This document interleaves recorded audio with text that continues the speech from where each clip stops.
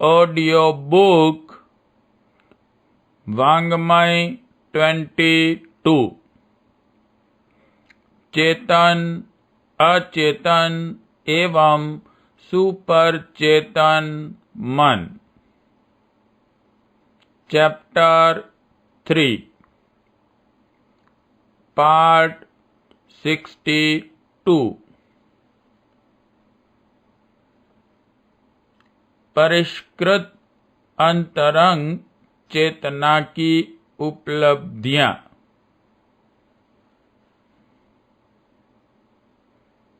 दृश्यमान जगत की अदृश्य रहस्यमयी परतों को यदि समझा जा सके और उनसे संपर्क स्थापित किया जा सके तो निश्चय ही वे विभूतियां अर्जित की जा सकती हैं, जिनके आधार पर अत्यंत उत्कृष्ट कोटि का जीवन जिया जा सकता है और इस जीवन को सफल बनाया जा सकता है। भौतिक विज्ञान स्थूल जगत में बिखरी हुई शक्ति को देखकर ही चकित हैं और यह नहीं समझ पा रहा है कि उसका उपयोग किस प्रकार किया जाए। सामान्य के भीतर जो असामान्य छिपा पड़ा है, उसमें से बहुत कुछ को अब भली भांति समझा जाने लगा है। उदाहरण के लिए सूर्य को ही लें। वह गर्मी और रोशनी देने वाला, रोज उगने और डूबने वाला अग्निपिंड मात्र है, परंतु गंभीरता पूर्वक उसका विश्लेषण अध्ययन करने पर यही पता चलता है कि वह शक्ति का असीम भंडागार है।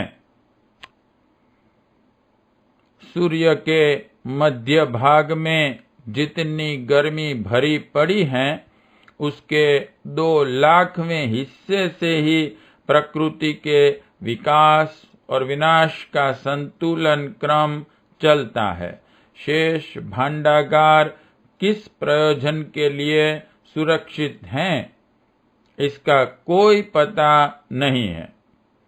यह भी समझा जा सकता है कि वह शक्ति किसी आपत्ति काल के समय प्रयुक्त करने के लिए सुरक्षित हो, या यों भी कहा जा सकता है कि परमात्मा ने वह शक्ति सूर्य के सुरक्षित कोष में इसलिए जमा कर रखी हो कि कोई उपयुक्त पात्र आए और किसी ईश्वरीय प्रयोजन की पूर्ति के लिए शक्ति की आवश्यकता अनुभव करें तो उसे इतनी शक्ति उपलब्ध हो सके कि ध्वंस और निर्माण का कार्य सुभीते के साथ चल सके।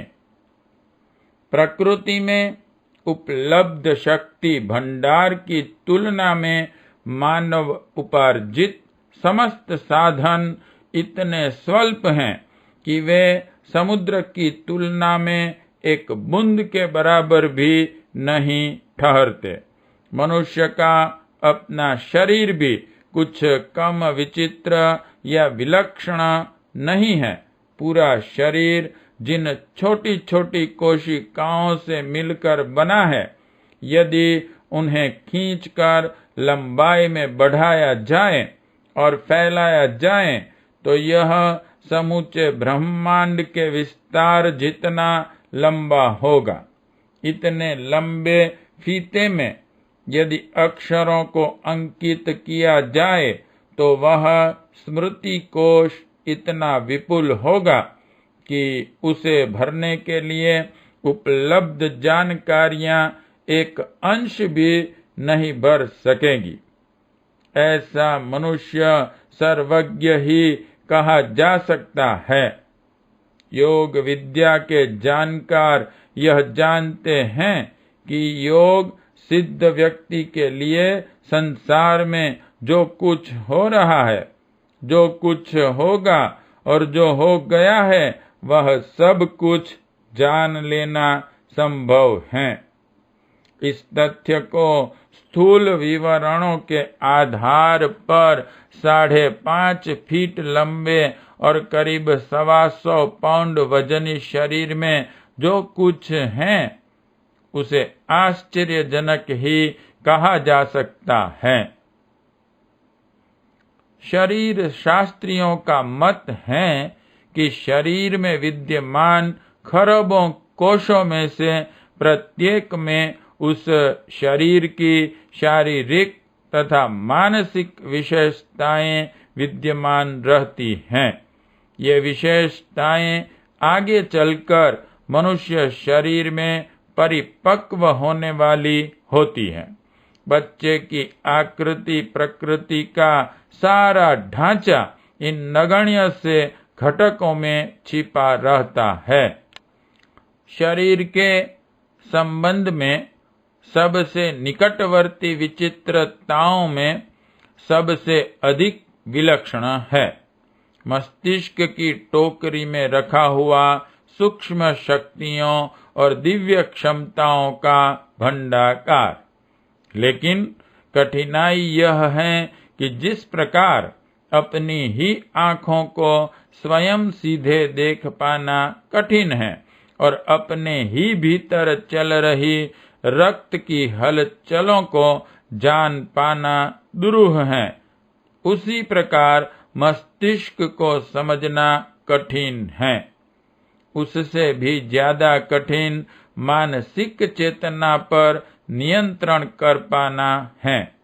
यदि वैसा संभव हो सके तो शक्ति का लगभग उतना ही बड़ा स्रोत हाथ लग सकता है जितना कि बाह्य जगत में दिखाई देने वाले सूर्य में निहित है। पुस्तकीय शिक्षा, विचार विनिमय, दृश्य चिंतन आदि के सहारे जो ज्ञान वृद्धि होती है उससे मस्तिष्क का बहुत छोटा अंश ही विकसित हो पाता है, जिसके सहारे उपार्जन, लोक व्यवहार तथा निर्वाह के सामान्य प्रयोजन ही पूरे होते हैं। शक्ति का स्रोत तो अचेतन है और उसे प्रभावित कर सकना ही कठिन है।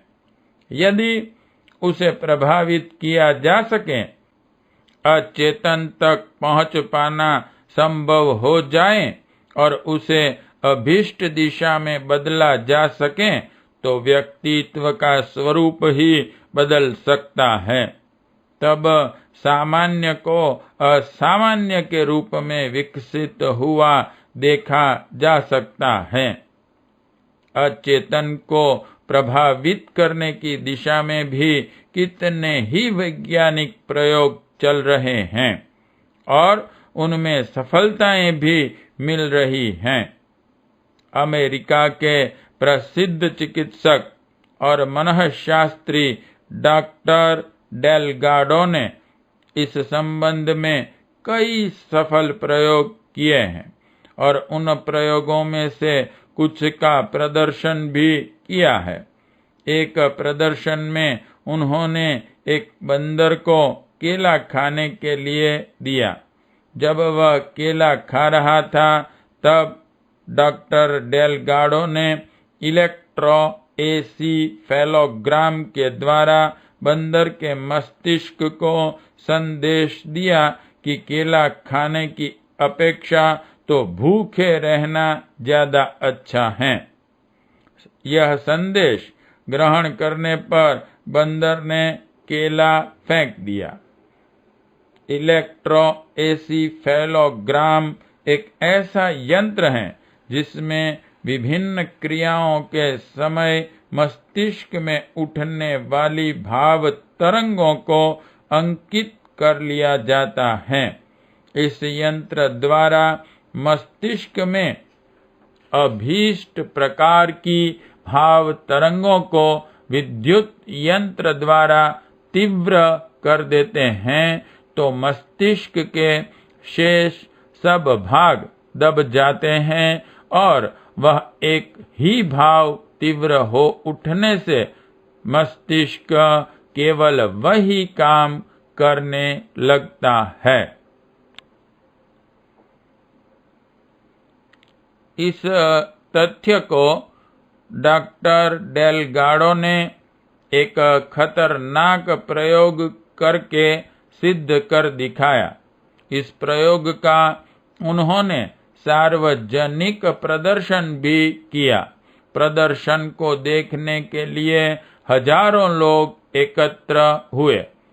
सिर पर इलेक्ट्रोड जड़े हुए 2 खूंखार सांड लाए गए। यह एक प्रकार का एरियल था जो रेडियो ट्रांसमीटर द्वारा छोड़ी गई तरंगों को पकड़ लेता था। जब दोनों सांड मैदान में आए तब उनका खूंखारपन देखते ही बनता था। लगता था दोनों डेलगाडो का कचूमर ही निकाल देंगे। लेकिन दोनों सांड जैसे ही डेलगाडो के पास पहुंचे, उन्होंने अपने यंत्र द्वारा शांति के भाव तरंगे प्रेषित किए। इन तरंगों के प्रेषण के साथ ही सांड आक्रामक मुद्रा को फुसकारते हुए ऐसे शांत भाव से खड़े हो गए जैसे 2 बकरियां खड़ी हो। उल्लेखनीय है कि जानवर मनुष्यों की भाषा भले ही न समझे, किंतु भावों की भाषा तो समझते ही हैं। यदि प्रयत्न किया जाए तो मनुष्य अपनी भाव शक्ति को इस सीमा तक बढ़ा सकता है कि उसके द्वारा सिंह और गाय को एक साथ रखने की उक्ति चरितार्थ की जा सकती है। यह मस्तिष्क की ही शक्ति है। टेक्सास विश्वविद्यालय के रॉबर्ट थॉम्पसन और जॉस मैककॉनेल वैज्ञानिकों ने प्लेनोरिया नामक जीव पर परीक्षण करके यह सिद्ध किया है कि विद्युत उपकरणों की सहायता से मस्तिष्क क्षमता को घटाया और बढ़ाया जा सकता है। कैलिफोर्निया विश्वविद्यालय के डॉक्टर एलन जैक्सन ने प्रशिक्षित चूहों के मस्तिष्क में से RNA नामक रसायन निकालकर अनाड़ी चूहों के मस्तिष्क में पहुंचाया तो वे भी प्रशिक्षित चूहों की तरह व्यवहार करने लगे। मस्तिष्क को प्रभावित करने और उसे इच्छित दिशा में मोड़ने के लिए किए जा रहे प्रयासों की प्रगति जिस चरण में पहुंच गई है, उसे देखते हुए मिशिगन विश्वविद्यालय अमेरिका के वैज्ञानिक डॉक्टर ऑटो शीमल ने घोषणा की है कि अब हमारे हाथ में मानव मस्तिष्क को नियंत्रित करने की शक्ति आ गई है, पर आशा की जानी चाहिए कि उसका प्रयोग केवल अच्छाई के लिए ही होगा। लेकिन साथ ही इस खतरे को भी ध्यान में रखना होगा। इस शक्ति का प्रयोग कहीं निजी महत्वाकांक्षाओं की पूर्ति एवं साम्राज्यवादी विस्तार के लिए भी किया जा सकता है। यदि ऐसा किया गया तो यह आविष्कार संसार का सबसे विघातक अस्त्र सिद्ध होगा। उल्लेखनीय है कि डॉक्टर ऑटो स्वयं भी इस दिशा में प्रयोगरत हैं। विद्युत शक्ति या अन्य उपकरणों का सहारा लेकर मस्तिष्कीय क्षमता को विकसित करने या उसे प्रभावित करने की अपेक्षा योग साधन का मार्ग निरापद है। योग का उद्देश्य बिना वैज्ञानिक उपकरणों के अंतः चेतना को अभीष्ट स्तर पर परिवर्तित और विकसित करना है। यह इसलिए उपयुक्त है कि हर व्यक्ति अपनी चेतना का परिष्कार होने पर उसी दिशा में अपनी क्षमता को अपनी और दूसरे के कल्याण में लगाया जा सके। उसके विपरीत वैज्ञानिक साधनों द्वारा दूसरों के मस्तिष्कों को प्रभावित करने का आधार अपना लिया गया तो जनसाधारण को किसी महत्वाकांक्षी सत्ताधारी की इच्छा के अनुरूप ढलना पड़ेगा और आत्मोत्कर्ष से वंचित रहकर किन्हीं औरों के हाथ की कठपुतली मात्र बनकर रह जाना पड़ेगा। विलक्षणताओं की दृष्टि से देखा जाए तो छोटे छोटे जीव जंतु भी असाधारण सूक्ष्म चेतना से संपन्न पाए जाते हैं। वैरियन कीड़े की घ्राण शक्ति सबसे तीव्र मानी जाती है। वह मीलों दूर के मुर्दा मांस का पता लगा लेता है और उड़ता फुदकता हुआ वहां तक पहुंच जाता है। समुद्र में हल्के ज्वार भाटे 50 मिनट के अंतर से आते हैं। केकड़े भी इसी क्रम से अपना रंग बदलते रहते हैं। कीड़ों के कान नहीं होते। यह काम वे अगली टांगों के जोड़ों में रहने वाली ध्वनि ग्रहण शक्ति द्वारा पूरा कर सकते हैं। तितलियों के पंखों में श्रवण शक्ति पाई जाती है।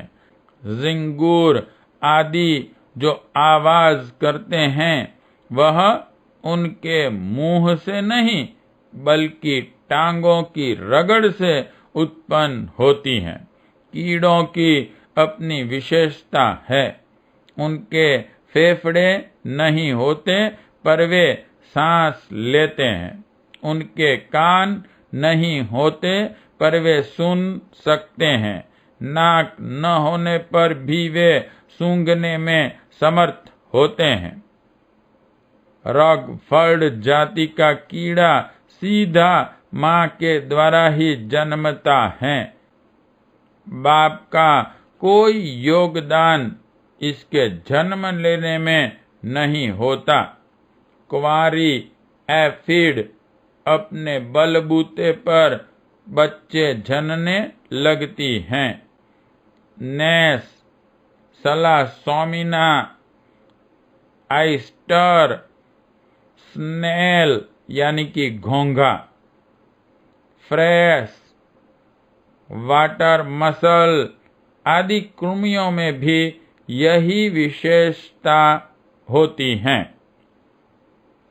इस प्रकार प्रकृति ने अपने परिवार के सभी सदस्यों को कोई न कोई विलक्षणता बांट रखी है।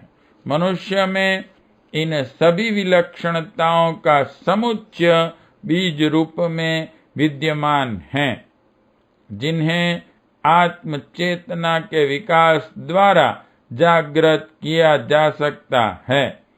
इस विकास के लिए सर्वप्रथम आंतरिक उत्कृष्टता का विकास आवश्यक है। इस आवश्यकता को पूरा करने के बाद भले ही ये विलक्षणताएं विकसित न हो, परंतु हर घड़ी आनंद की स्थिति बनी रहती हैं। इसके अतिरिक्त अचेतन की क्षमता इतनी प्रखर हो उठती है कि उसके सहारे देव जीवन जी पाना संभव हो पाता है और दूसरों को सुखी संपन्न बनाकर असीम आत्म संतोष देने वाला श्रेय प्राप्त किया जा सकता है। पार्ट 62 समाप्त।